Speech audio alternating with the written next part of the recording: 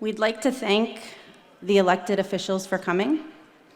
And now we would like to introduce Imam Jawad Ahmed, who is currently the religious director of Muslim Community of New Jersey in Fords, New Jersey, as well as the religious director of Masjid Wali in Edison, New Jersey.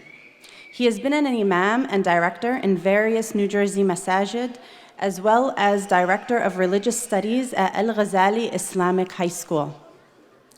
Imam Jawad is one of the pioneers of the national da'wah organization 1877Y Islam. It's my honor to invite him up to the stage.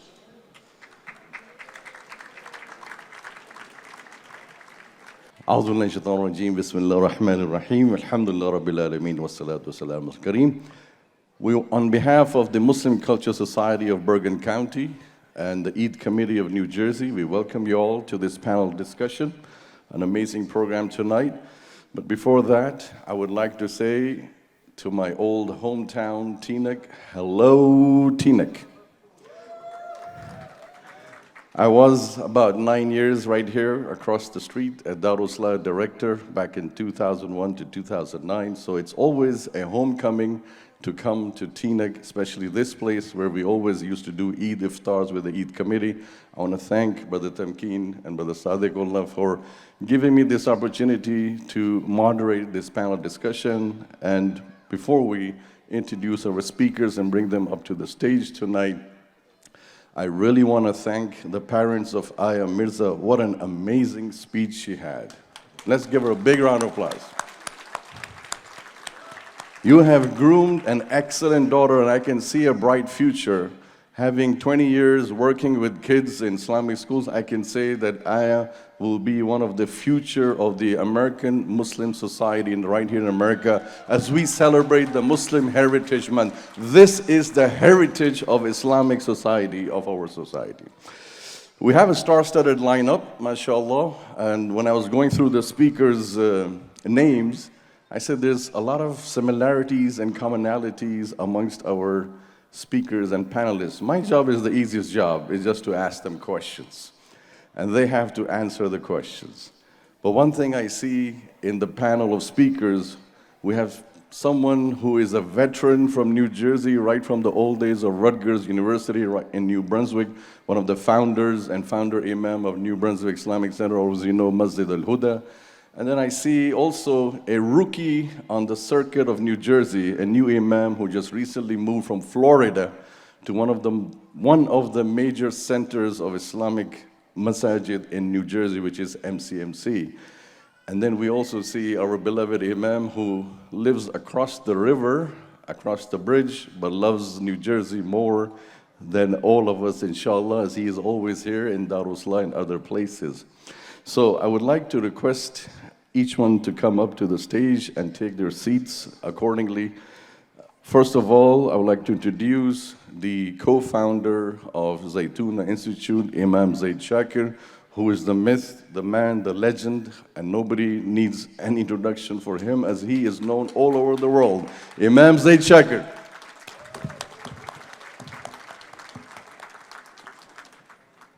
Next, we have the founder and director of Ella Collins Institute, and he has been imam at various different masajid, Imam Suhaib Webb.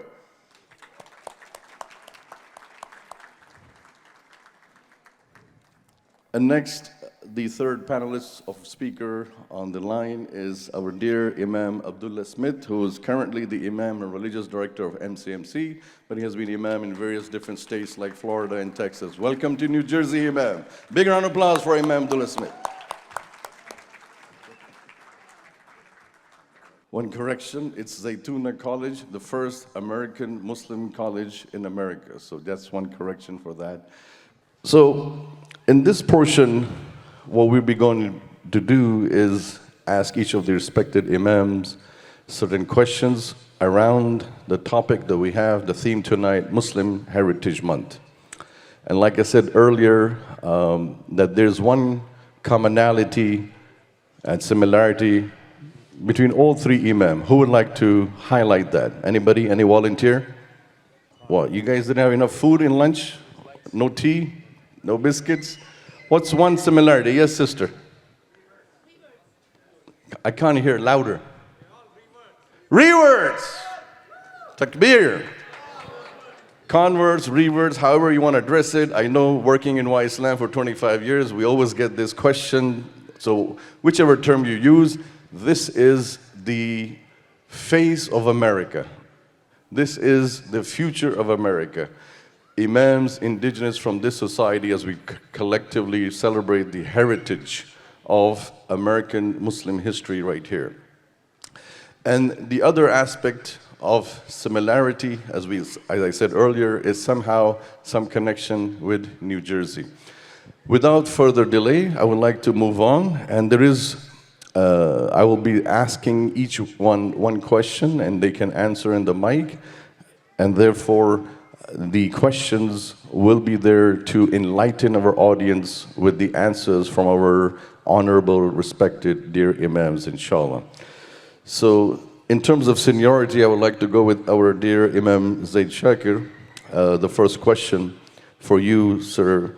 How can we as Muslims use Islam to contribute to modern society? That's an easy one. We can use Islam to contribute to modern society by being good, faithful Muslims. That was sweet and short, Imam.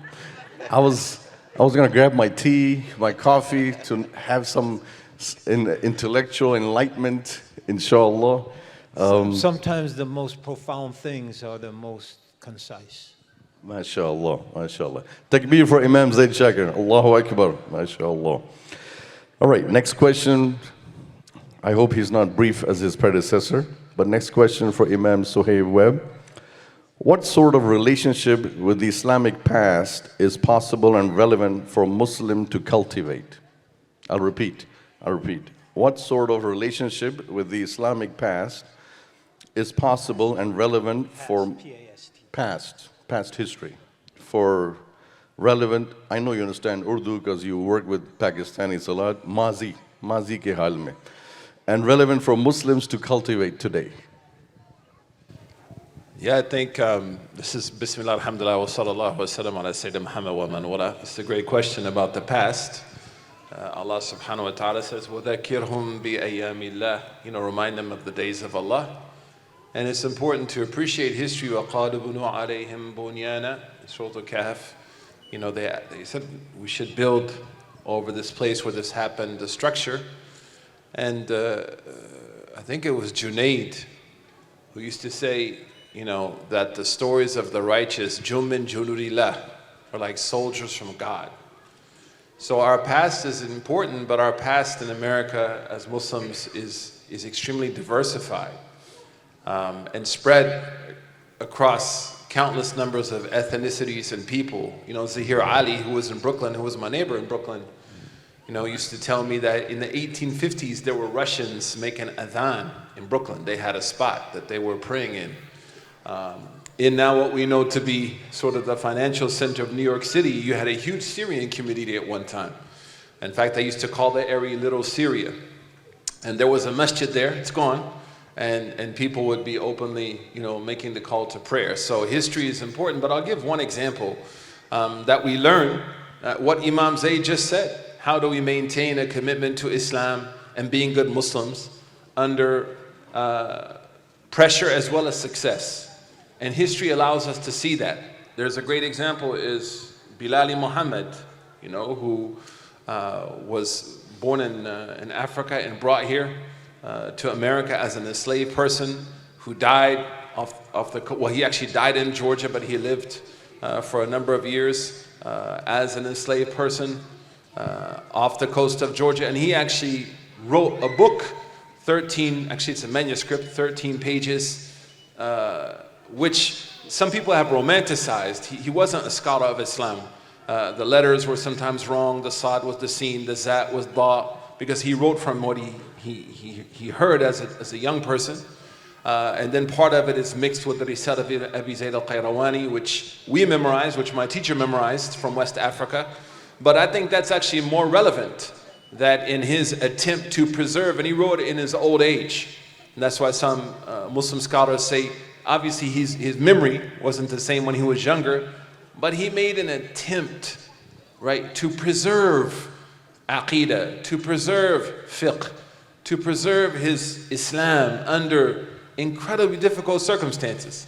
So I think that's like one example. There's millions as we struggle now to maintain a commitment to our fard, right? Our obligatory actions, our faith, our belief, our ethics, our morality in the face of difficulties and success. So that's just like one. There's millions of examples that inspire us, as Imam Zayd succinctly said, to be good Muslims. The best way we can help America is being good servants to Allah subhanahu wa ta'ala, and our history, our collective Muslim history, la tajtami'u ummati ala dalala, our community doesn't agree on misguidance, is a constant inspiration as well as a map on how to engage at least certain aspects of history that we are dealing with now. Can we jump in? Or is Yeah, it sure, just by all like means. 1, 2, 3, 1, 2, 3, 3, 2, 1? It's If one I on one. could quickly jump in, because I was concise before anyway.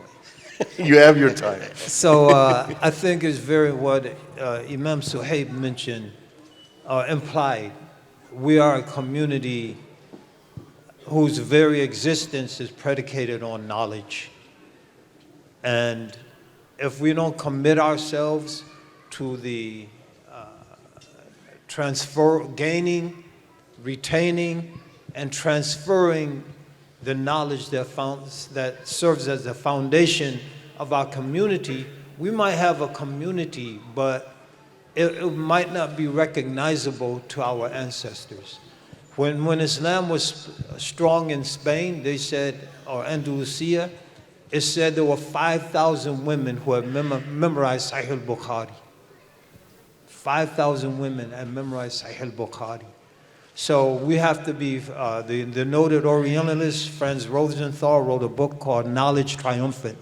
And he said Islam is the only religion, only civilization that was predicated on knowledge. Most were predicated on geography. The Nilotic civilization, Kush, Nubia, Egypt, geography, Nilotic, the Nile River Valley. Hindu civilization, Indus River, the Mayan, the Inca, they're all geographically located. The Muslims in Africa, East, West, South Africa, East, West, North Africa, the Muslims in the Balkans, the Muslims Sheikh Suhaib mentioned Russia, the Muslims in Andalusia. So wherever Muslims were able to take the knowledge that serves as the foundation of our civilization, there was a Muslim civilizational episode. So if we're going to have one here in America and contribute to this society, we're going to have to be committed to the knowledge that is the foundation of the deen. Jazakallah khairan. Just If I one can jump request, Imam Zayd Sheikh, one request. The audience are giving me signals and signs that if you can just keep holding the mic a bit closer, so they The way that you do, so there we go. Now we're talking, brother. I can get Now my we're talking. Barry White going. فقه الميكروفون. Yes, sir. Yes, Imam, go ahead. I wanted to piggyback off of what Imam Zayd is saying in reference to the knowledge as it relates to the heritage and contributing to Islam in the place where we live at now in the United States. Al-Imam Ibn al-Qayyim rahimahullah ta'ala, when he defined knowledge, he defined it as knowledge as being revelation and the historical past of the companions of the Prophet sallallahu alaihi wasallam, when he said, "Al-ilmu qala Allahu qala rasuluhu qala sahabatu hum ulul irfani." He said that knowledge is what Allah said and what the Prophet said and what the Sahaba said. They are the people who are aware. They're the people who know. And so this knowledge of revelation is what's going to catapult us into the future, as the same way that it catapulted the Muslims of the past that left behind for us treasures of knowledge. That we look at the Muslims of China, we look at the Muslims of, all the Muslims of Mawara and Nahr, the Muslims of Persia, they left behind treasures. And the reason why we know people like Imam Muslim, we know people like Imam al-Bukhari, Imam al-Nasa'i, the reason why we even remember these people's names is because of the knowledge that they were able to themselves sacrifice for and possess, and what they were able to teach and pass on. And because of that, because of their sacrifices to gain that spiritual knowledge, the knowledge of what Allah Ta'ala has revealed and the knowledge of the Sunnah of Allah's Messenger Sallallahu Alaihi Wasallam, we ourselves are able to enjoy the revelation of Allah Subhanahu Wa Ta'ala right here in the state of New Jersey. So it is through that we have to follow in their footsteps. We learn that knowledge, we apply that knowledge, and then we teach that knowledge and pass it on so that the next generation can also enjoy the revelation of Allah Subhanahu Wa Ta'ala and build Islam and contribute to the society. I apologize, Imam Zaid. I just wanted to say that Jazakumullah khair for giving me the opportunity to talk. Barakallah feekum. Like I said, this is not an interview. I'm not interviewing the imams, but it's more like a panel discussion. So by all means, feel free to jump right in after the question has been answered by the speaker to whom I asked the question. No holds barred, inshallah. But continuing the discussion about heritage and history, as you mentioned, about Bilal and how he played an important impact and role, I believe all my three brothers would agree with me that when the history is written of the American Muslim heritage, there is one name that would always stand out, like the Imams rightfully said about knowledge, because this individual showed through his personality how knowledge impacted him and brought him to the guidance of Allah subhanahu wa ta'ala and the sunnah of Muhammad sallallahu. And I'm talking about Al-Hajj Malik Al-Shabazz, aka Malcolm X. He had a takbir. Allahu Akbar. He got me off guard for a second, like, everything okay? I got these lights in my eyes. I didn't know what was happening. I was the only one thinking the lights are in my eye, I can't see anybody. But I guess that's the purpose, so that you don't focus on the audience, you focus on the question.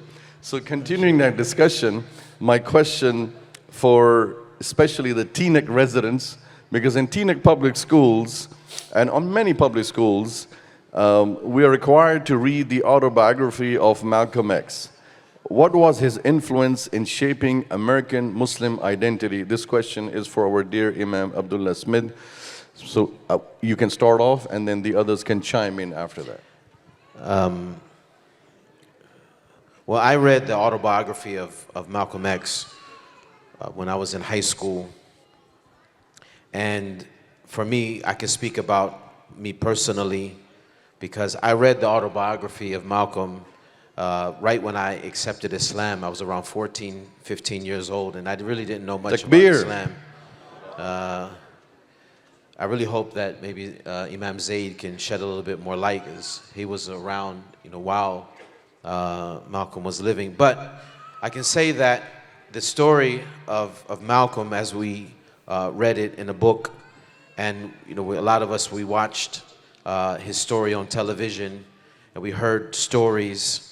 His story, it was so very inspirational for us because it showed that even though he had a past, which many people who grow up in American society without Islam, they have a past with different things that Allah subhanahu wa ta'ala is not pleased with. And a lot of times that we kind of, when we meet some of these people who are entrenched in some of these activities, we kind of are a little judgmental when they walk into the masjid, right? But one of the things that we learn from the story of Malcolm is that even people who have that past can make a change. Even people who have that past can make a difference. Because Malcolm had a past and he made a change. And not only did he make a change, he was able to make a difference. He was able to leave a lasting impact. So much so that here we are, 50 years now? 60 years since his assassination? Going on 60. About 60 years. We're 60 years after his passing, and we're still bringing him up and talking about his impact, all from an individual who had a past. And so that serves as an inspiration for all of us. It serves as an inspiration that all of us, that even though he started out late in life, even though he had all of these different issues that should have served as a roadblock to his success as it relates to his religion, as it relates to the knowledge that he was able to gain. However, he was able to cross all of those, and he was able to get over all of those roadblocks, and he was still able to succeed. He was able to succeed in his own personal life. He was able to succeed in his religious life, and we should be able to take inspiration from that to show that we can succeed if we try, as Allah subhanahu wa ta'ala, He says, وَأَن لَيْسَ لِلْإِنسَانِ إِلَّا مَا سَعَى. Man only gets what he strives for. Malcolm, I think, was,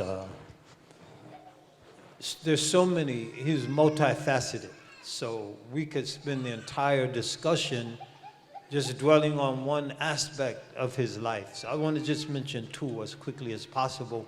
One is the importance of parents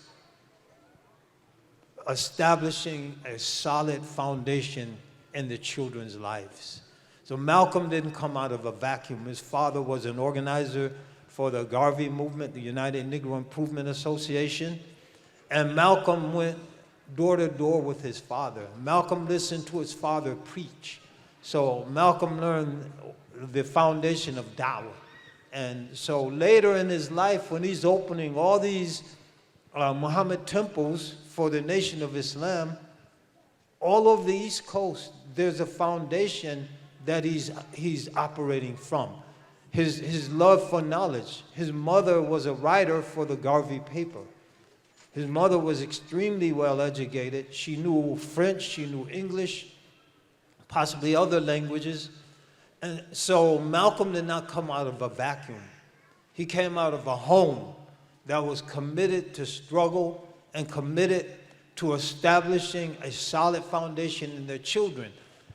He went astray, as Imam Abdullah mentioned, rightfully.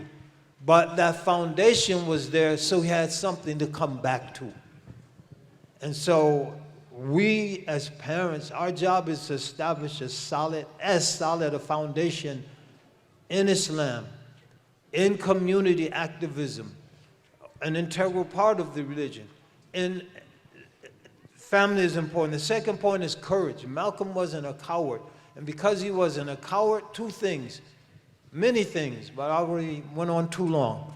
Number one, he wasn't afraid to change when he learned the truth.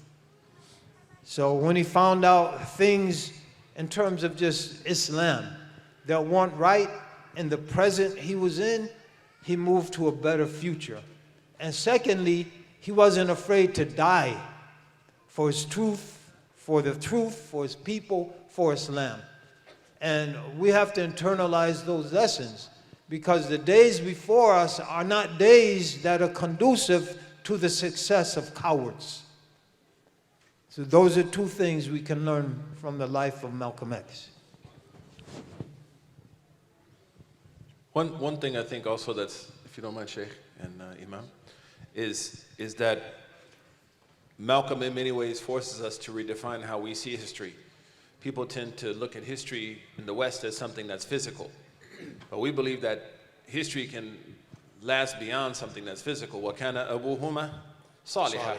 Right? In Surah Al-Kahf, their father wasn't there, right, physically, and he hadn't really left anything for them to even know that that was where their wealth was.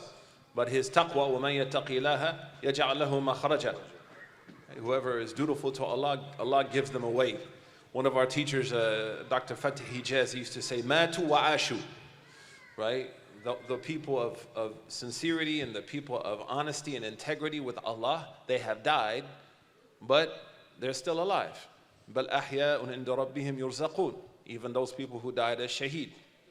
So one of the beautiful things I think about Al-Hajj Marika Shabazz in the school you mentioned, we don't operate it anymore. That was through his sister. Ella Collins is Malcolm's sister.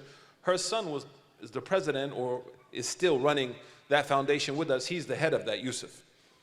Is that Isn't it interesting that those of us who became Muslim, usually when you go down the isnads of our embrace of Islam, you find somewhere there is Malcolm, the autobiography, some interaction with Malcolm's life. But then also for a post-colonial community that is dealing with the headache of colonialism in America and how it's impacted, Eurocentrism has deeply impacted the Muslim psyche. How many Muslims today, let's be honest, if a brother came into the masjid with the same problems that Malcolm had, would welcome that brother? And how many of them would believe that he had a future? So in many ways, Malcolm is a reminder, a nadhir to our community that may have problems with racism, may have problems with bigotry, may have problems with whiteness and brownness and all of that. You can't say you love Malcolm and be a bigot.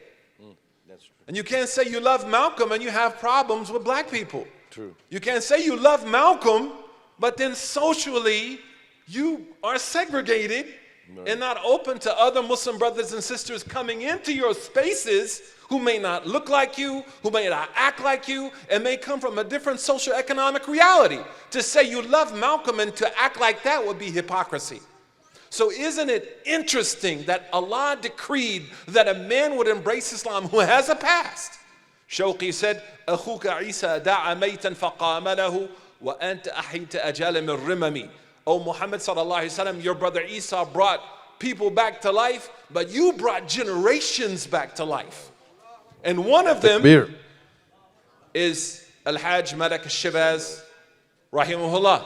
But the irony of that being sort of the iconic Muslim, new Muslim in America in face of a community that has to constantly evict from its mind the virus of white supremacy in a post-colonial hangover. Right. And for all those who are white and embraced Islam, Malcolm is a reminder to deal with that and to be truly Muslim with Muslims. True. So his history is barakah. Yes. And even though he's not alive to teach us, matu wa ashu. He's still here teaching us. Subhanallah. Takbir. Allahu Akbar. Yeah, can I? You gotta spice it up. It's all right. Variety is the spice of life. I want to say one more thing, and that is Malcolm, he was a champion of his people, of the African American people in this country, but he envisioned a future where we all could live together equally as brothers and sisters and move beyond that phase. So he said, you know, if as long as the problems of the then 20 million Negroes, so-called Negroes in America exist, I will continue to be Malcolm X. But when we can live together as a society who are beyond these hang-ups, I'm paraphrasing, then I can move into that phase of Islamic, true Muslim brotherhood and sisterhood. And that's what Dr. Sherman Jackson refers to in his book, Islam and the Black American, as the third resurrection. And some of you guys, you know what the first and second resurrection involve. You should all know because you're in Jersey. And that history is so deep here that the only way you can avoid it, you can't even avoid it with like knee boots. You need those trout fishing vest boots, like all the way up to your chest, because you knee deep in it here in New Jersey. I agree with what you're saying, all of you. And one of the things that we see is that Malcolm came through education, enlightened, and removed racism. And Islam is a religion that is against racism. As we know, لا فرق عربي على عجمي or عجمي على عربي. And it's very amazing that Imam Sohaib brought up a issue which in Why Islam, in 25 years, ever since we built this organization, and in these 25 years, we have so many converts, reverts, saying, Imam, this masjid is not revert friendly, or that masjid is not revert friendly. Like our dear Imam said, that what if someone like Malcolm just walks into your masjid and Imam Sohaib shares this sentiment with me, which I am also against, that we have Arab mosques, we have Pakistani mosques, we have Bangladeshi mosques, we have Egyptian mosques, we have that. Unfortunately, for lack of better thing, our society has become where masajid are built by certain ethnicity background, and those people feel more affinity over there, and strangers and outsiders are not treated in the same equal sense. And we, as American Muslim society, I'm talking to the youngsters here, the youth, the 20-year-old, the teenagers, that we have to come of age, and advance ourselves from this mentality of being in your narrow-minded tunnel. How many Desi parents, when we say Desi, it means someone from South Asia, India, Pakistan, Bangladesh, Sri Lanka. How many Desi parents would be willing to give their daughter's hand in the hand of a brother who is from a white background or black background? Think about it. Think about it. We need to remove this hypocrisy from our hearts, from our souls. We need to come of age and say that we are one, united, and not just say Malcolm, Malcolm, Malcolm. Or when someone comes to ask for your daughter's hand, oh no, over my dead body, you're going to marry that. I have youth coming to my masjid in many masajid. As you know, I've served in many masjid in New Jersey in these 25 years. And me being an immigrant from Pakistan, as a Pakistani Imam, I've seen so many youngsters, Desi youngsters, Indian Pakistani youth coming up and saying, my dad won't let me marry this man. My dad won't let me marry that man. And why? Because of ethnicity. So unity has to come from action. And keeping that discussion further alive, my next question is for Imam Zaid Shakir. We go in the same round-robin circle, which is about the issue of racism. Teaneck is the first town to voluntarily desegregate its school. However, racism is at an all-time high for people of all ethnicities. Please comment on what Islam has to say about racism, and how can Muslims help eliminate racism in the American society? Bismillah, Bismillahir-Rahmanir-Rahim. I think to a certain extent the premise of that question is flawed, because there have been tremendous advances in this society and in the Muslim community at large. There are problems, but believe me, in 1950, 1960, 1970, 1980, 1990, even 2000, Barack Hussein Obama could not have been elected president in the United States. I'm not saying his legacy is good or anything. I'm not commenting. I'm just on the reality of race. 10 years ago, you wouldn't find a group of white Jews standing in solidarity with the Palestinians, shutting down Grand Central Station, taking over the floor of the Congress, and the other actions that you've seen. So these are all indicative of the progress that's been made. Second point, I think we shouldn't romanticize racism or unity and a transracial reality in Islam. First of all, our deen acknowledges national, tribal, and ethnic differences.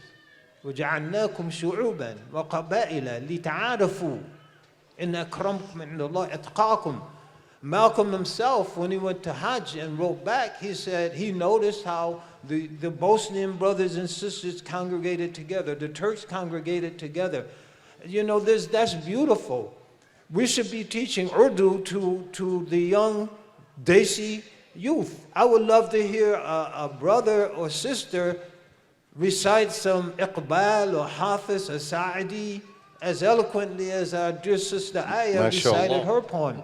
Amazing. So, but when we allow those differences to become barriers to creating a higher unity, that's when it becomes problematic. When we call to those things more passionately than we call to the unity of the Muslims, that's when it becomes a problem.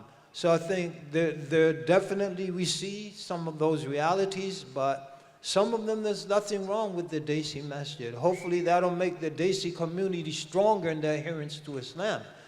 Or nothing with the African American Masjid, the storefront down in the hood. or because these are spaces, had they not existed, the Islam of the people in those communities, particularly the youth, might be a lot weaker than it is.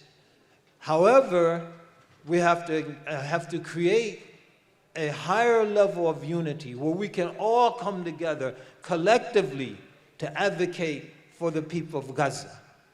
And we don't allow, well, they're Palestinians, therefore they're Arabs, therefore that's not my problem. That's when these various distinctions become problematic. So there's a lot to be said on all of these questions. I'll stop there in the interest of time and being fair to the other panelists. Anybody want to add anything? All right. One thing that I would add is that we also have to be very careful. Imam Zaid says something extremely important of what do we use to define racism, bigotry from our perspective. Like, honestly, I feel like when people, not you, but people say like, I don't want a Palestinian masjid. Why not? What's wrong with a Palestinian masjid? I don't want a black masjid. Why not? When I lived in New York City, I really learned to appreciate actually some of the ethnic, they weren't exclusive, but they just happened out of kind of like it was just sort of out of providence, right? These masjids were created out of providence, not deliberate racism. But they allowed that community to flourish. And they created, especially for new brothers and sisters coming to America, they were able to go to those masajid and found agency and utility, jobs, help. So I think we have to be Mansaf, biryani. But my point is that in living overseas, I learned to appreciate this. Many of these cultures are still representing some last vestiges of like a social isnad of Islam. It may not be like a sanad in hadith or the books of tafsir or whatever, but there is Ibn Khaldun talks about this, right? There's this kind of communal presence, what we say urf, right, of Islam. And if we use neoliberal or neoconservative lenses to define something as being racially problematic, we may actually amputate something that's very important to our Islam. So what I would like to challenge people to think about is look at the idea of bigotry and race through an Islamic lens. Najib al-Attas has written about this. There's Dr. Sherman, to some degree, not from necessarily a Western framework that may cause us to make takhsis of something there's no need for it to be restricted. It may cause us to allow something which shouldn't be allowed. But like, for example, the idea that an ethnic populated masjid is necessarily a bad thing. No, it's not. As long as it's not deliberate in that. Right, that's what I meant. Yeah, no, I know that's what you meant. Right. So like in the Bronx, my favorite masjid to go to in the Bronx was the Bosnians. Oh. Because the Bosnians were, they were very Bosnian. because they thought you were one of them. No. They knew I was from Oklahoma. Come on. But I went with Imam Siraj. I went with Imam Siraj. But the point is, when we went there, they were so happy to have us there, right? And especially Imam Siraj, they just loved him. And they gave me the history of how they got there and what they were doing in the Bronx. But they were able to serve, especially after the war. So many Bosnians were taken care of in that community. So I think we need to be careful of the frames that we use to define something as munkar. It may not be a munkar. It may be As long as they are entertaining diversity in that mosque, that's perfectly fine. Whatever ethnicity that mosque or masjid is, the masjid should have the concept of entertaining diversity, people from all diverse backgrounds. Yeah, I think though when you say entertaining diversity, that framing can become a little suspect because now we move into not in and of itself, but in terms of how we understand Islam's role. So does entertaining diversity mean they have to have a diversity program, or I think they have to entertain Islam. So any Muslim, be he an American convert like Imam Suhaib, or an African American convert like Imam Siraj Wahaj, are welcome. Right. But Right. they're not necessarily going to serve like halal spaghetti and meatball for Imam Suhaib, or you know, collard greens with some sheep back in it for Imam Siraj. But no, seriously, because What's your favorite? No, we can enter into a world where everything becomes diluted to a point where it becomes the theater of the absurd, as opposed to like, you come into the door, you're welcome. Unfortunately, we just cooked some Boston food, but I'm sure you'll like it. and so it's not always, I have to be accommodated. I have to also be accommodating. So it's a two-way street. Sometimes we focus so much on rights, we forget our respective responsibilities. And Islam is not just about rights. Huquq, huquq, huquq, huquq. Wal-wajibat. Wajibat. Is rights and responsibilities. Very good. MashaAllah. Takbir. Allahu Akbar. I wanted to mention, highlight something that Sheikh Suhaib had mentioned. That is, we can't allow for Western ideas and ideologies, Western media, to define for us our terminologies. So you were talking about racism. But this is part of the ideological warfare against Islam and the Muslims. If in their idea or their mentality is, if we can firstly define for the Muslims what their terms mean, then we can control the narrative. Like, for example, the other day I mentioned the word jihad in my masjid, and you can see, like, which there's people here probably like, what did he just say? You're going to get us in trouble, man. Get him off the stage. He said the G word, the J word. Oh, my God. And the reason why anyone who has felt like that here, when I said that word, anyone who felt that way, that comes from Western programming. Because they have hijacked our terminologies and they told us what our terminologies mean. And so we have to start standing up and we have to take back our language. And we're not going to stand for that. I'm sorry, Sheikh. And when you talk about the past, there is no past term for racism. Like, so in modern Arabic, they say unsuriya or irqiya, or they make up things to try to accommodate an Islamic frame of reference that's rooted in the classical Arabic language to accommodate a modern Western idea. And the word for it is jahiliyyah. You know, when the Prophet said to Abu Dhar, you are a person that has a quality of ignorance. Yeah, you're someone that has a sense of ignorance. And something, again, this could be a conference, and I think this is why Zaytuna's work is important. Tahdid al-mustalahat. Right? What's the first thing we learn in Mabadi al-Ashara? When we study any science, the first thing, idrak al-mufrad, idrak al-nisbah. Right, إدراك مفرد is what do you say? You know, إدراك مفرد تصور إنه علم أخضري إن السلم. You know, the ability to just understand what something is, what it's called, right, is the first step actually in classical learning. And if we are one of my teachers said, if we replace the names of anyone outside the names of the Sharia, we would be like Adam if Allah didn't teach him. We would not know how to work. So what Sheikh said, like, there was actually, because ISIS tried to kill me. They put a $100,000 hit on me. I don't know if you remember that. And they ask people, how did ISIS fill the void of defining jihad? And they said, because Muslims were under such pressure in America not to talk about jihad, it left a vacuum that was filled by somebody. So when our Imam uses the J word, we should actually be happy, because he's filling the definition correctly, not leaving it open for the untrained, the irresponsible. And so one of the challenges we face is, what is the Muslim definition of racism now that we have to deal with racism? What is the sexual morality? You name it.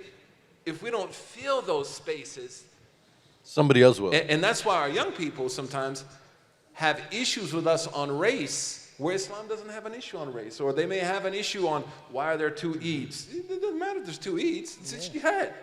Sheikh, I'll leave it to you, sorry, you want to bring something? Some heat, Sheikh. I was just gonna say, it might not be, the people might be very literate and extremely educated who fill in that void. The people who would fall into the lyrics of back in the day, musical group. They said, I know you're working for the CIA. They wouldn't have you in the mafia. Why can't we be friends? The jinn that's sat by the door. Moving right along. Yes, Imam Abdullah. تفضل. مشكورا وغير مأمور. That should get a takbir at least. That nasheed should get one takbir. Takbir. Takbir for Imam Zainchak. No, it ain't takbir. So we talked about ignorance, and the opposite of ignorance is education. My next question is about education. This question for Imam Suhaib Webb. In Islam, the first revelation that was given was to read, Iqra. And it's a religion that prioritizes education. Muslims made significant historical contributions to society and every aspect of our life, like discovering coffee to discovering America long before Columbus. Why aren't the Muslim contributions taught in our education system? I'm going to defer to our teacher and our Imam, or Imam Abdullah, who have experience in this issue. Airball. So here, all right. So I have just one comment, and that is, I have a friend of mine I went to school with. He's now in the education system. He's a teacher in middle school, and we were having a conversation about curriculum and curriculum development. And one of the things that he commented on, one of his frustrations about the curriculum that he has to teach in the school system that he works in, is that the curriculum, the history curriculum is European-based or European-centered. And the way that it is taught, it's as if the only culture, the only nation that existed at that time, a period of history, was Europe.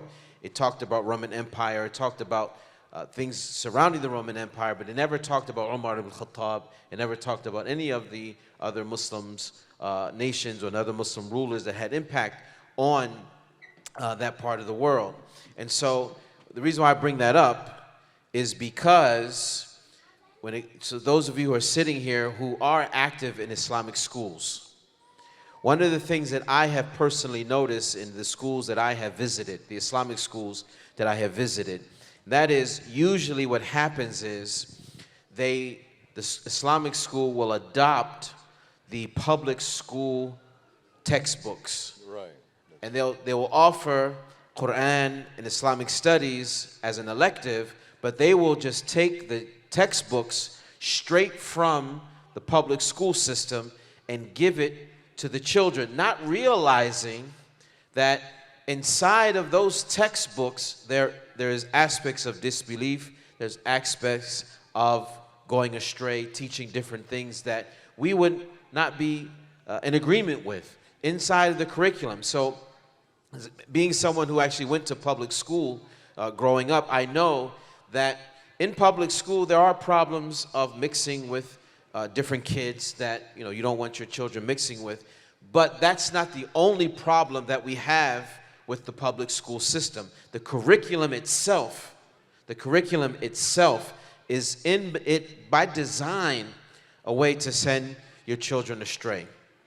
And I used to tell my family when we had the discussion about Santa Claus, right? How do we teach our children that there's no such thing as Santa Claus? I said, we just don't talk about him, right? عدم الذكر بالشيء يدل على عدمه. Not mentioning something or the removal of the remembrance or the mention of something proves that it's non-existent. How do you prove that there is no God? Just remove his name for 8 hours. For 8 hours, you just remove his remembrance. And so this is a concept. When you go to the school, one of the things that we had to deal with was they called it separation of church and state, right? Because you can't talk about God, even when you're talking about biology. Photosynthesis, you cannot mention the creation of Allah subhanahu wa ta'ala. And so I want to emphasize to all of those people here who have anything to do with the Islamic school curriculums that Islamic school is not just about Quran and Hadith, which it is, that's important. I'm not saying that it's not important, it's important. However, Islamic studies needs to be infused into math because Muslims had a tremendous impact on math. It needs to be infused in science. It needs to be infused in language and literature. It needs to be infused in all of these different sciences and different aspects of knowledge. And Allah subhanahu wa ta'ala knows best. Give it up. Takbir. Allahu Akbar. Can I give Imam Jamil Al-Amin's answer to that question? Yes, please. Make dua for Imam Jamil, the persecuted, unfairly incarcerated Imam. May Allah grant his release soon. Ameen. While he still has health. In any case, and I say that because many political prisoners in this country, they've been recently released and they were going to pass away in a few weeks. So they let them go and they passed away. May Imam Jamil, as an incarcerated political prisoner, formerly H. Rap Brown, may he be released and have health and time to enjoy his family and continue his tremendous contributions to this community. Imam Jamil answered that question the following way. He said there was a village in India back in the day when there was a lot more jungle in India than it is now. And the children in the village noticed every once in a while one of the villagers would be eaten by a tiger. But they had a story they told about the hunters going out into the jungle and they shoot the tiger. And so they said, one child said to his father, he said, Baba, whenever you tell the story about the tiger and the hunter, the tiger always gets shot. But we notice sometimes the tigers eat the hunters. Why don't we ever hear about that? And he says, son, you hear that version when the tiger starts telling the story. SubhanAllah. Amazing. Continuing the same discussion further, as you know. So when we Muslims start creating our curriculum, writing our books, infusing Islam into the educational system, right, corpus, then we'll hear about Muslims and Islam and our contributions, sterling contributions to Western society and civilization. Which means we need more Muslim writers, authors, to design and compile textbooks, like Imam said rightfully that in Islamic schools they're using public school textbooks. So when we come of age and write our own textbooks, and that could be used not just in Islamic schools, but even in the mainstream. We have to make sure Aya's parents don't force her to become a doctor. I'm just saying. I never met the family. I'm just saying. So one of the objective of education is to raise concerned citizens in society that can establish peace and justice and fairness in the environment that we live in. And right now, for the last 3 months, as we see that the world is in a very politically charged environment, our brothers and sisters in Gaza, in Palestine, may Allah help them, may Allah give them victory, may Allah protect and preserve them.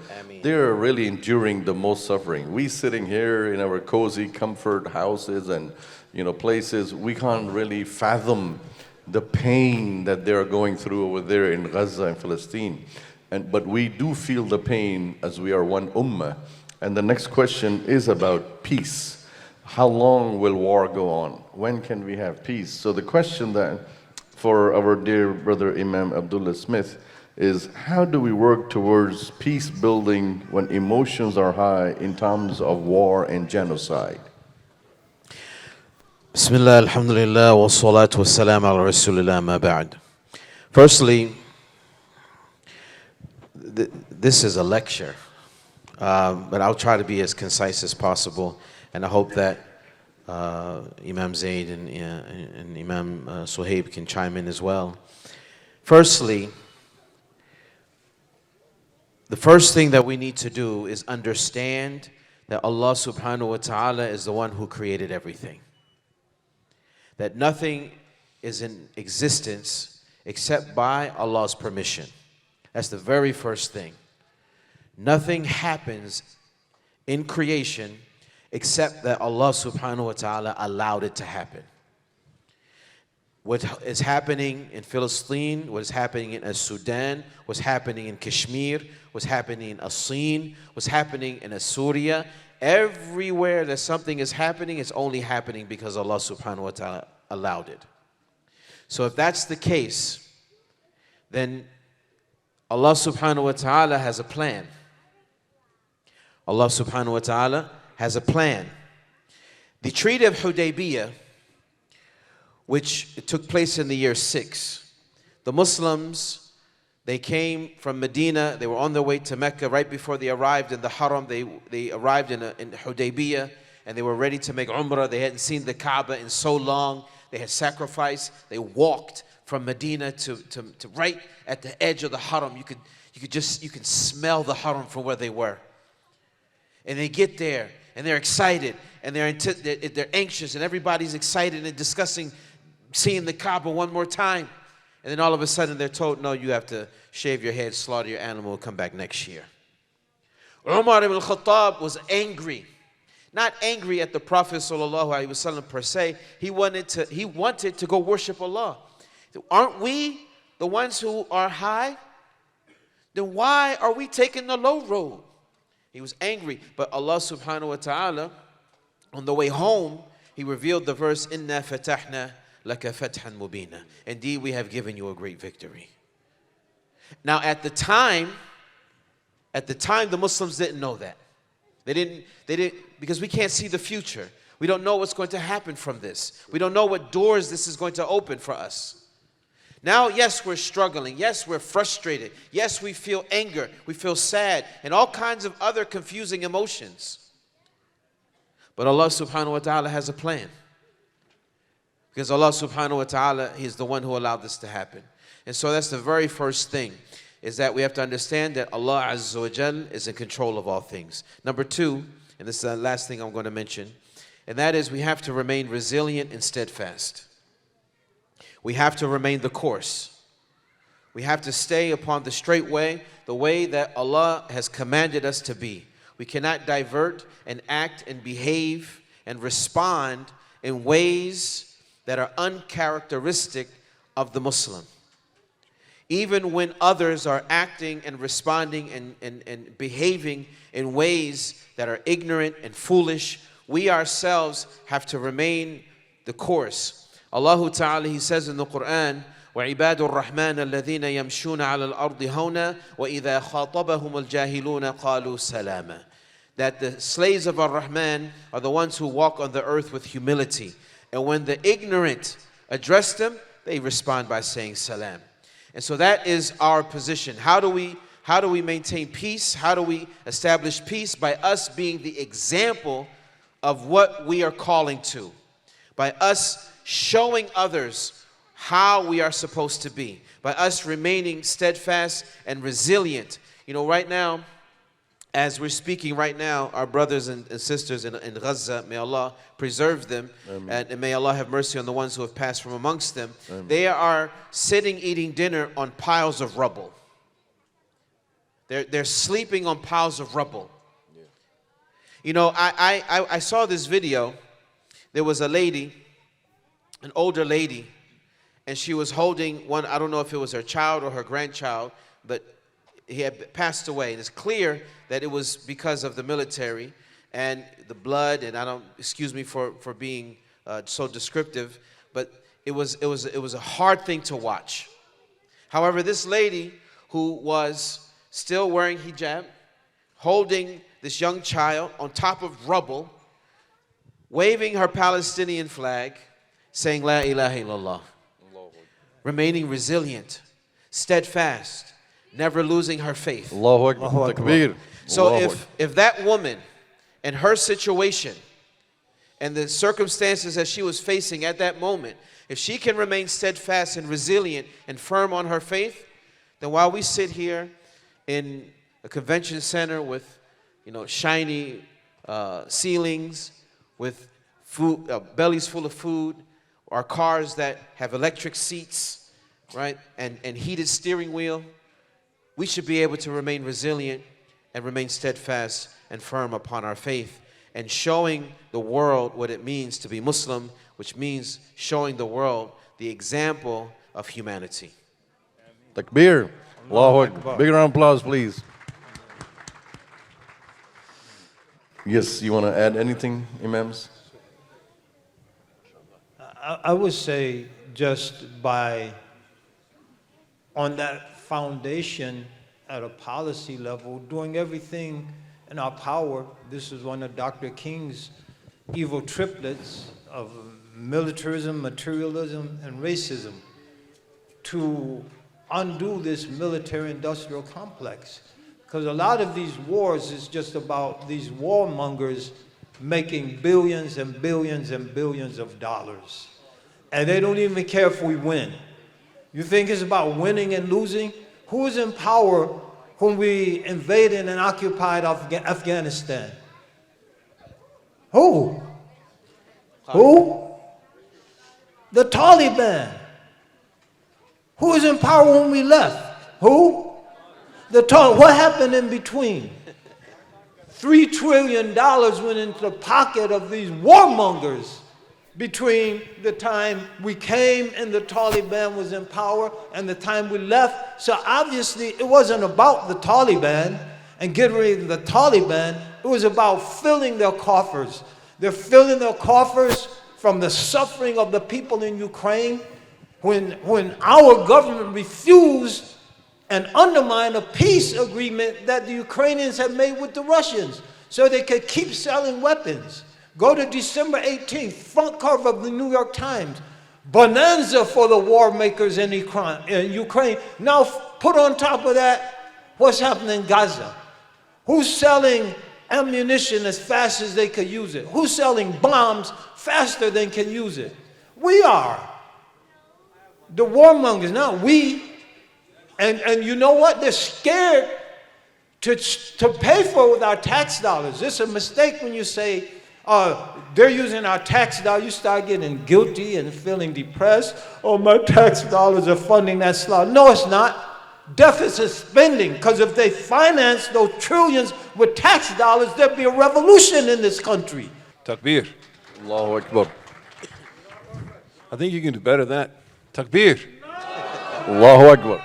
So what Imam Zayd and Imam Abdullah said actually is very important. A lot of people have reached out and asked, like, how long? It's very interesting that in Surah Al-Saf, which is called Saf, right? Surah Al-Saf, that he says, Man ansari ila Allah. He doesn't say, Man ansari ma'Allah. Sayyidina Isa says to his followers, who will help me to Allah? The word to actually here means, at least with us, the Malikis, sometimes it means ma'a wa la ta'kulu amwalahum ila amwalikum. Yani ma'a amwalikum faghsilu ila aydiyakum. Yani ila al-marafiq. To your elbows means with your elbows. So the reason one of our teachers said that Sayyidina Isa said ila Allah, and Zamakhshari, he mentions this also, is to show who's going to help me all the way to God. Like wherever this path goes, you will be with me till the end. Because ila means al-ghaya wa nihaya, the goal and the ending. So it doesn't matter how long things last. What matters is, am I with Allah? That's why one of our teachers, Sheikh Hibaysh, he passed away, Allah yarhamu. He says something beautiful about the end of times. Like when the Dajjal comes and Ya'juj and Ma'juj and Sayyidina Imam Mahdi. He said, you still have to fast if it's Ramadan. You still have to pray Salah. Like the taklif doesn't end, even in alamat as-sa'a. So one thing is to stay committed to Allah in these moments. The second, Imam Zayd said, is to speak out when you have an opportunity. And on my way here, as I passed through the beautiful state of Delaware on the way to the Garden State, I stopped to take a break. I had to pray. And I went into a local rest area. And there in front of me was Senator Cory Booker. Ooh. Yeah, wallahi. Wow. In line. And so at first, you know, when you see someone you've never seen him before, and you say to yourself, is that Senator Cory Booker? I've been looking for you, man. For a long time. And what's weird is I was talking to a dear friend of mine who actually has been to his office at least 4 times since October 7th. And I was like, wallahi, I wish I could meet this guy, man. He's on the House Peace Committee, right? فَإِذَا هُوَ قَائِمْ أَمَامِي, you know, and there he was. So he turned around, and I had a thobe on, you know, thobed out, and he saw me, and he's actually very tall. Yeah. And so when he saw me, it's like this big Oklahoma corn-fed white dude, Grass-fed, free range, pasture-raised, organic. pasture-raised. And then he looked at me, and I said, Senator Booker, you need to call for a ceasefire. Whoa. Allahu Akbar. I would like to add, Allahu Akbar. I would like to congratulate Senator Booker today for surpassing the world record in the 40-yard dash. Because when I said it, He got up out of it. snakes slither when you make them uncomfortable. So the last thing is, we need to be organized and strategic, but we need to hold power accountable, no matter what is happening. And if you have an opportunity Yes. to push in, push in. Amazing, amazing story of this on the way here. booked. Big round of applause for He- our he dear was brother true. Imam He Suhaib went- Webb, please. He was true A to very his name. courageous event on the way here at the rest area. I hope the rest area didn't go on fire or something. Yes. I would have said to Cory Booker, Cory Booker, I know you're working for the CIA. APAC. We should have booked him before he booked Mr. Booker, the active participle. You know, Imam Abdullah Smith highlighted a very important point, that Allah subhanahu wa ta'ala is in control and on the helm of affairs. And the example he gave of Hudaybiyah peace treaty, when many of the Sahaba were feeling a little bit upset that we have to go back, and look how something good came out of it. I want to share here with our audiences, as you may know, that Why Islam is one of the pioneer organizations in Dawah. Since October 7th, we have distributed more than 10,000 Quran in USA alone. More than 10,000 Quran. People have been literally begging us on the phone. I've been managing the phone for the last 25 years, as many of you know. I listen to the recordings, and when I listen to the recordings, I'm amazed at the thirst and hunger to read the Quran. Every person is saying, will I get my Quran tomorrow? And we tell them that we're a non-profit organization, we run on donations, so therefore we can't expedite the shipping. But thanks to Amazon that is spoiling the people and making them so tech savvy and fast, rapid fast, they say, I want my Quran tomorrow. They ordered today on the phone, they want it tomorrow. And we say, we'll try to expedite it as fast as possible. I want to here read a quote from a lady who ordered Quran from us in Why Islam, which is in line with what Imam Abdullah Smith mentioned here, that Allah has a bigger plan. Allah has a master plan. That how He is changing the lives of people right here in America, in the bedrock of the Bible Belt. This lady is from South Carolina, the Bible Belt area. And she writes, when she ordered the Quran on her website, she writes, and I quote, please listen carefully. After bearing witness to the genocide currently happening in Gaza, my heart is devastated. Seeing the Palestinians' deep faith and trust that everything will be okay is so moving. I would like to learn about their faith. And hopefully, I too will be able to gain some of it, even an ounce of what they have. They are an inspiration to everyone, and they don't even realize it. Their strength and courage and love is unmatched. End quote. Subhanallah. The example he gave of the woman sitting on rubble, raising Palestinian flag. I had a call about a month ago from a lady from Alabama, another Bible Belt area. You know, Sister Deborah, who took Shahada, by the way, with me after speaking for almost an hour on the phone. And you know what she said, Imam? Sister Deborah said that when I saw those images of brutality and atrocities, little children dying, and she said that I have two daughters, a 6-year-old and a 4-year-old. And I quote what she said. She said, if I was in Gaza, if I was a Palestinian in Gaza and I lost my two daughters, I would leave God in no time. This is exactly what she said. She said, I would leave God in no time. But I see these women kissing their babies goodbye. And she said this, I quote, she said, I read the subtitles because she doesn't understand Arabic in the videos. She said, I saw a video with a subtitle where the mom is saying, you are in heaven, you are in paradise, and we are soon to join you. She said, what is this faith? What is this rock solid anchoring faith that these people have? And I want to learn about that. So Allah is bringing about a good, like the Hudaybiyah, from these atrocities and sufferings.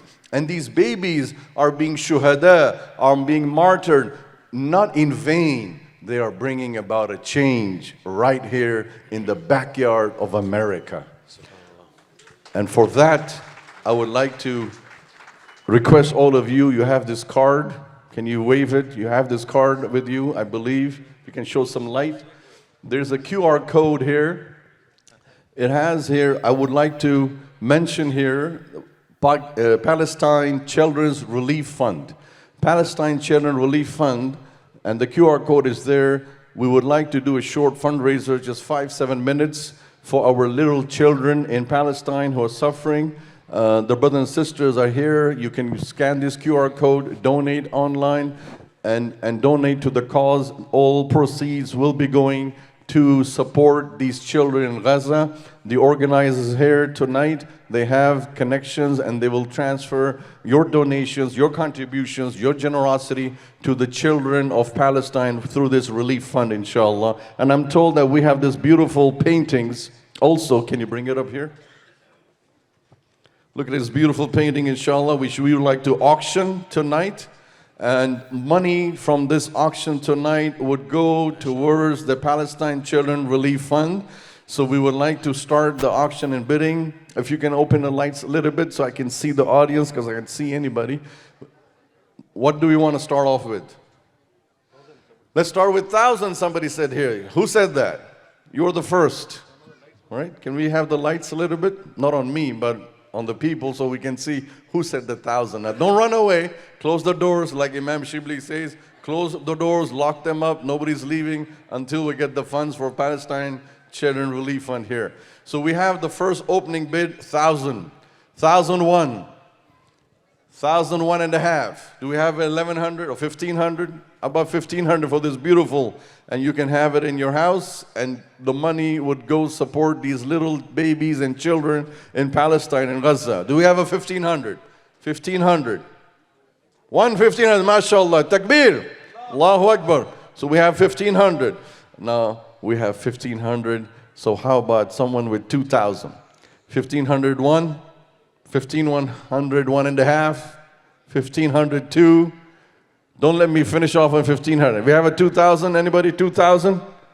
2,000 for this beautiful. And this 2,000 is going to the children of Gaza. Palestine Relief Fund. Children Relief Fund right here. Do we have a 2,000? 2,000 anyone? 2,000, mashallah. Takbir for the sister. Allahu Akbar. We have a 2,000, inshallah. 2,000 going one, going one, going one, going two, going two, going one. I can't do that. I try my best, but I don't have that skill set for auctioning. So we have at least 2,500. Someone 2,500. Is that your hand up over there? Somebody's looking for their phone? No, don't raise your hand right now because I think it's 2,500. Your hand will cost you $2,500 tonight. Do we have a 2,500 for this beautiful painting? 2,501, 2,501 and a half, 2,500 and three quarters, 2,500, two, two and a quarter. Anyone? 2,500. That's better. Now I can see people. I was in darkness. Thank you. A big round of applause for the light men, please, for giving us some light. We have 2,500. Anybody? 2,500. 2,500 going once, going twice, going twice. 2,500 in the back. MashaAllah. Takbir for the brother. Hello. I said takbir. So what do you say? Thank you. Last I thought when you say takbir, someone say Allahu Akbar. So we have a 2,500. Thank you, brother, for 2,500. Before we close it off, can we have a 3,000? 3,000 for the children, the young sons and daughters of Palestine, Gaza. 3,000. 3,000. Anybody? Do we have anyone? Otherwise, it's gone. 2,501. 25, one and a half. 2,500, one and three quarter. 2,502. 2,502 and a quarter. Do we have a 3,000? 3,000? 3,000 young men. Come here, come here. Give me a big hug. Come, give me a hug. Look at this. This is a child, the future of Islam in America. $3,000 for this beautiful man. Come here. MashaAllah. Give me a big hand. Give me a big hand. What's your name, brother? Dan. Sorry, say again. Dan. Yay, MashaAllah. Good job. So you are bidding 3,000. Come here. Stand up here. Come over here. Hold this and let's see who can beat you. We need some people to beat you. More than 3,000. All right? Stand right here next to the painting. So we have this highest bidder, our brother. They are here, 3,000. Who wants to beat him? 3,500. Do we have 3,500? Anybody? 3,500. The sister, young sister. Come on. Are you the sister of the brother? Good job. No, it's brother-sister, sibling rivalry. Amazing. I'm loving this. I'm just loving this. Big round of applause for the sister, please. 3,500 for Gaza through this painting. So can we have someone who can beat the sister and the brother? $4,000. $4,000. Are you sure? Your mom had a heart attack, almost a heart attack, she said. Don't you raise your hand, otherwise your hand will cost you $4,000. Do we have a 4,000 for this painting? 4,000. Anybody? 4,000. It's the father. All right, it's the whole family competing with us. Come on, brother. Come on, hop over to this. Inshallah, we're having a nice competition, a family competition, healthy competition. So we have 4,000 going once to this beautiful family taking this painting. Is there another family, a husband, wife, and kids who want to beat this family and make it $5,000? $5,000. $5,000, mashallah. Come on, sister. I have never seen something like this. I've been doing fundraising 25 years in America. Assalamu alaikum, everybody. Nidal Matahin, I'm one of them, City of Jenin. Proud to share with you that I have 4 martyrs of my family in the last month. I'm very proud of that. May Allah bless your family in Jannah. May Allah bless them and give you sabr, inshallah. We have anyone more than 5,000 for this painting? Anyone want to beat this family from Jenin with 5,500? 5,500 or 6,000? It's going 5,001, 5,002. Anybody? You want to go ahead? 5,002, 5,003. Done. Congratulations. May Allah bless you. May Allah protect you and your family, inshallah, and give you the best reward for this great honor, mashallah. Jazakallah khair. Thank you for coming up. May Allah bless you, inshallah.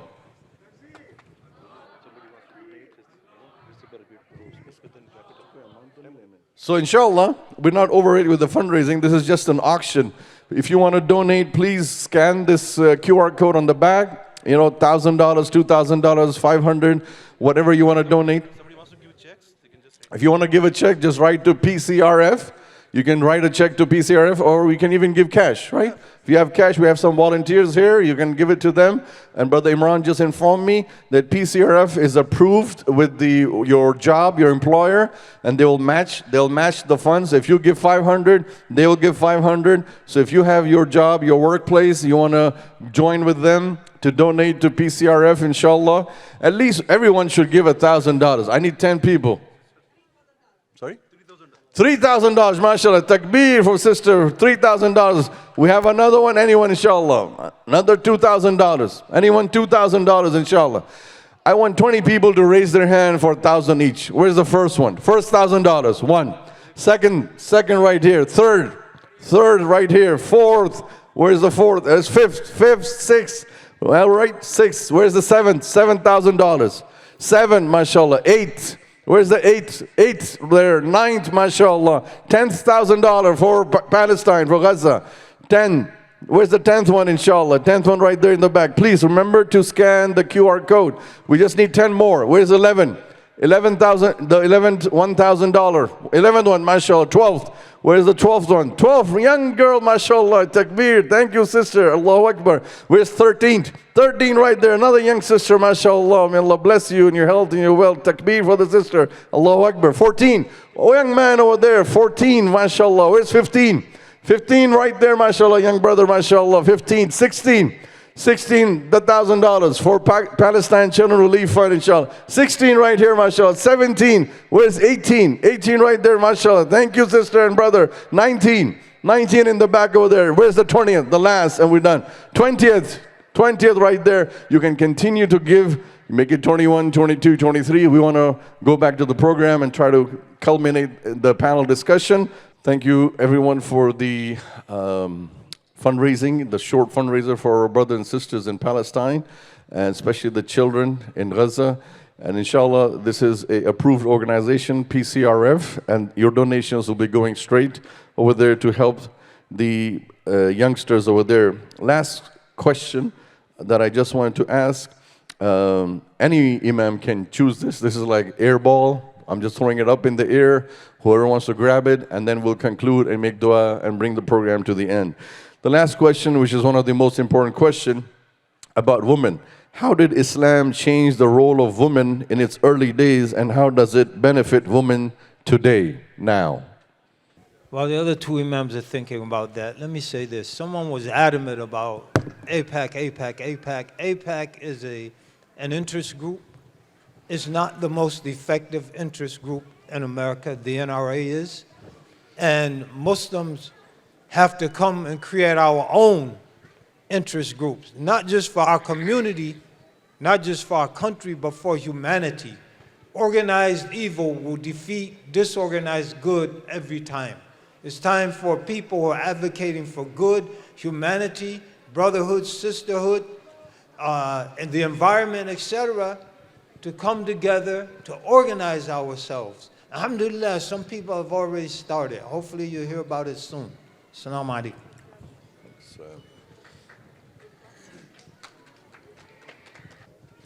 I think we all know the status of women in the Arabian Peninsula before the advent of revelation to the Prophet sallallahu alaihi wasallam.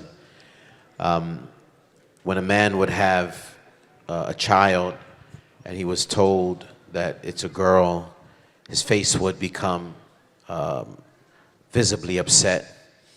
One of the cultures, one of the most disgusting cultures that I heard about from my teachers, it relates to the culture of the Arabs at that time, was that when they had a girl and they would wait till she was actually able to walk, and her father would dress her up in pretty clothes and make her think that she's going out on a nuzha, or how do you say nuzha in English? Like a day trip.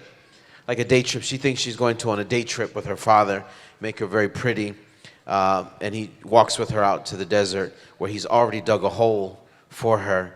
And when they get out to the middle of the desert, and he puts her at the hole and he kicks her in and he buries her alive.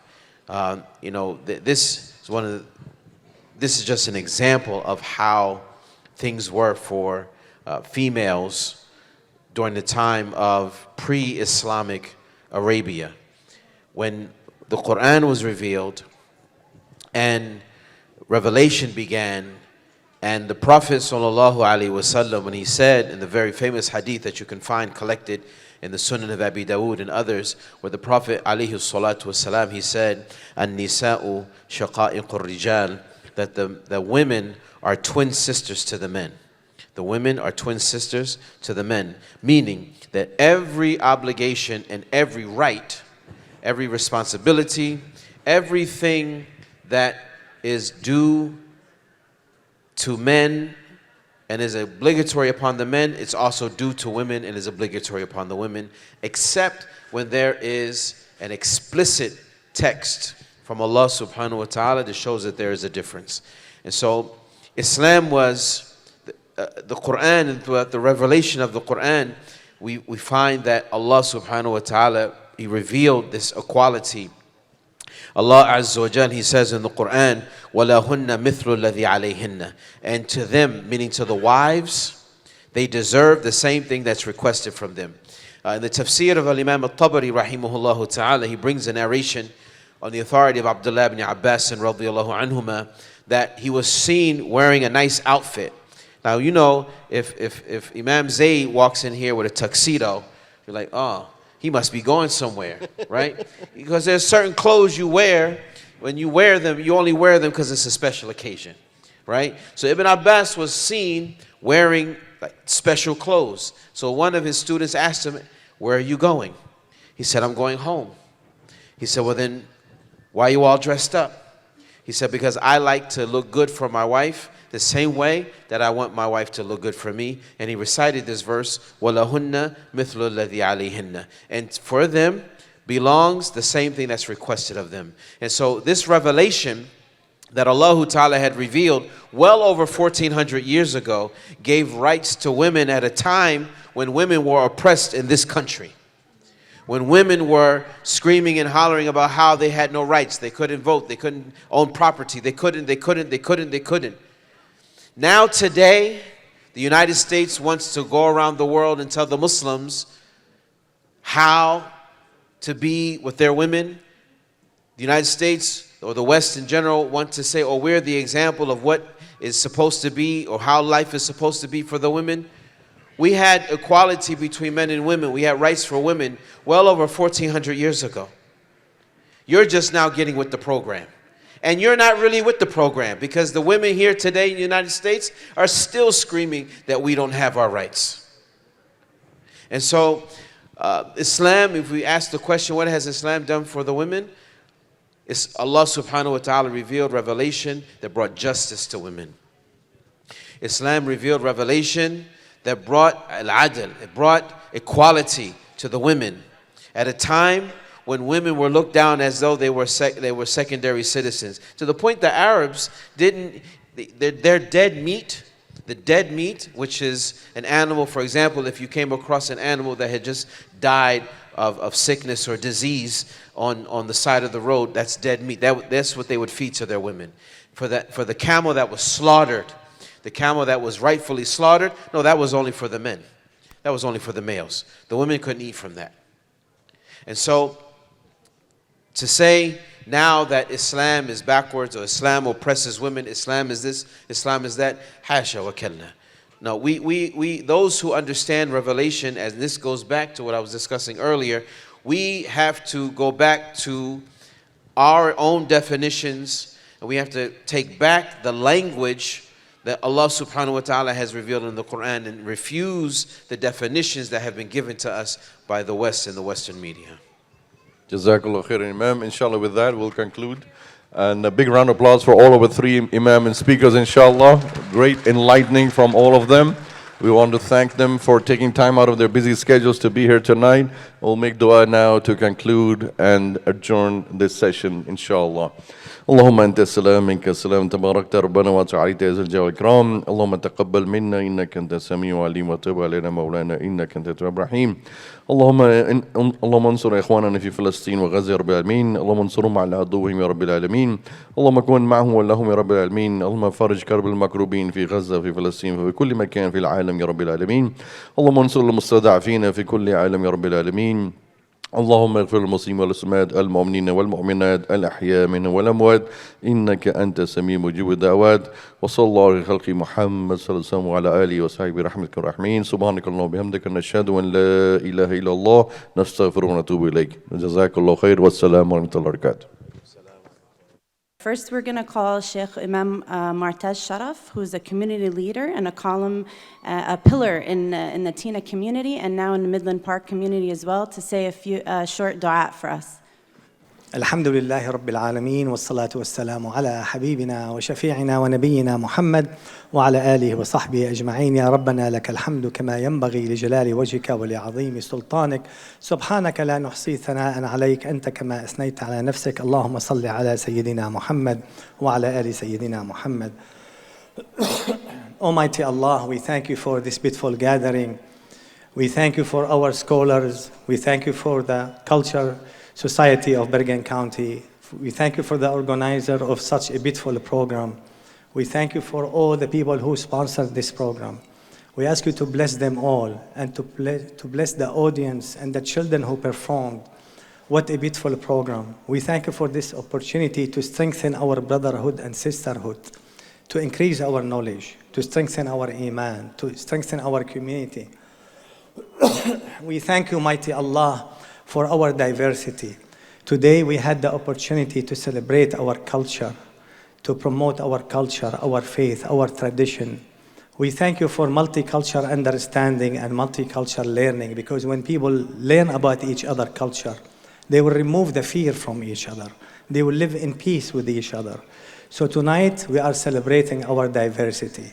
God has created us from male and female and made us nations and tribes in order for us to get to know each other. Tonight we are getting to know each other. We are letting our neighbors know about us, and we are letting us to know about our neighbors. What a beautiful thing. To realize each other brotherhood, to realize each other sisterhood, to realize each other humanity. We thank Allah for this beautiful thing. There is unity in diversity. Tonight we are celebrating diversity, but also we are united over the common values of respect and love and unity and human rights and freedom of religion and freedom of expression. We thank you, Allah, for all these beautiful things, for the freedom we have here, for the love we have, for the food we share. Almighty Allah, help us to listen to each other's stories. Like tonight we listened to many stories, to many voices. We saw each other, we talked with each other. This is a great opportunity when you listen to each other, when you connect with each other. Thank you, Allah, for the connections we established tonight. Thank you, Allah, for our neighbors. Thank you, Allah, for our county, for our state, for the world we live in. Help us, Allah, to promote peace. Please, Ya Allah, help us to see peace, because if we see peace, we create peace. We promote peace. If we see hate, we will create hate. So please, Allah, help us to see peace and love, so we promote peace and love. Let us stand together all, strong for justice, for equality, for peace, for connecting with each other, for humanity, for human right, for dignity. Let us all stand together against all types of racism, all types of discrimination, all types of hatred, all types of atrocities, all types of injustice. Let us all develop global conscience and care about those brothers and sisters around the world who need us. Let us hear their voices. Let us connect as a human, brothers and sisters in humanity and brothers and sisters in faith. Almighty Allah, we ask you today to increase our knowledge, to help us to see the right as right and help us to follow it, and help us to see the wrong as wrong and help us to avoid it. Teach us what benefit us and benefit us from what you have taught us. Bless our children. Tonight, Ya Allah, we saw our wonderful children, how beautiful they performed, how beautiful they spoke. They are our future. They are our health. They are our wealth. May Allah make our children the pleasure of the eyes of their parents. And may Allah bless our children, our future, and make them successful. May God grant us success in this life and in the hereafter. May they are ready to face the future. May they have the knowledge and be ready for the time which is different than our time. May God give us the wisdom and the hikmah and the knowledge, not to be afraid to think and to meet others and to speak with others and to connect with others. May Allah give us the opportunity to be true representative of our faith, to be truthful to our scripture, to be truthful to our religion, to be truthful to what we speak is what we practice, and what we practice is what we speak. Almighty Allah Azza wa Jal, unite between our hearts and fix our internal affairs and guide us to the ways of peace. اللهم ألف بين قلوبنا وأصلح ذات بيننا واهدنا سبل السلام. اللهم أنت السلام ومنك السلام وإليك يعود السلام. أحينا ربنا بسلام وأمتنا بسلام وأدخلنا الجنة دار السلام. Almighty Allah, you are the peace and peace is from you. Help us to live in peace and die in peace and resurrect us to the land of peace. Almighty Allah, we ask you to ease the pain of our brother and sister in Gaza. We ask you to end the suffering of our brothers and sisters in Gaza. We ask you to end the siege of our brothers and sisters in Gaza. To end the genocide of our brothers and sisters in Gaza. To end the killing, Ya Allah. Please, Ya Allah, be with them. Be with the innocent children, men, women in Gaza, in Palestine. Almighty Allah, we ask you for the end and the cessation of the violence and the atrocities. We ask you, Ya Allah, to have mercy on those who were killed and martyred, Ya Rabbal Alameen. We ask you to have mercy on them, Ya Allah, to be with them. And we ask you to give healing for those who are wounded, to give them sabr and patience and understanding and wisdom, Ya Allah. Ya Allah, we feel so sad and sorry for the buildings are being knocked down and destroyed, for the houses of worship, for the hospitals, for the schools. So please, Ya Allah, help our brothers and sisters in Palestine and be with them, Ya Rabbal Alameen, in Gaza. And help us to establish peace and make this world a better one for everyone. ربنا آتنا في الدنيا حسنة وفي الآخرة حسنة وقنا عذاب النار. ربنا لا تزغ قلوبنا بعد إذ هديتنا وهب لنا من لدنك رحمة إنك أنت الوهاب. رب اغفر وارحم وأنت خير الراحمين. اللهم ساعد أهلنا في غزة. اللهم اجبر حالهم واجبر خاطرهم واجبر أمورهم وفرج عنهم وارحم شهداءهم وتقبل منهم واشف مرضاهم وارحمنا رحمة تغننا عن رحمة من سواك. ربنا تقبل منا إنك أنت السميع العليم وتب علينا إنك أنت التواب الرحيم. وصل اللهم على حبيبنا محمد وعلى آله وصحبه وسلم. وآخر دعوانا أن الحمد لله رب العالمين. جزاكم الله خير والسلام عليكم ورحمة الله وبركاته.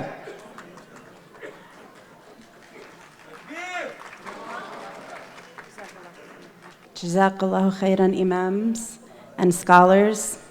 Beautiful, beautiful program. Jazakallahu alf khair, ya Rab.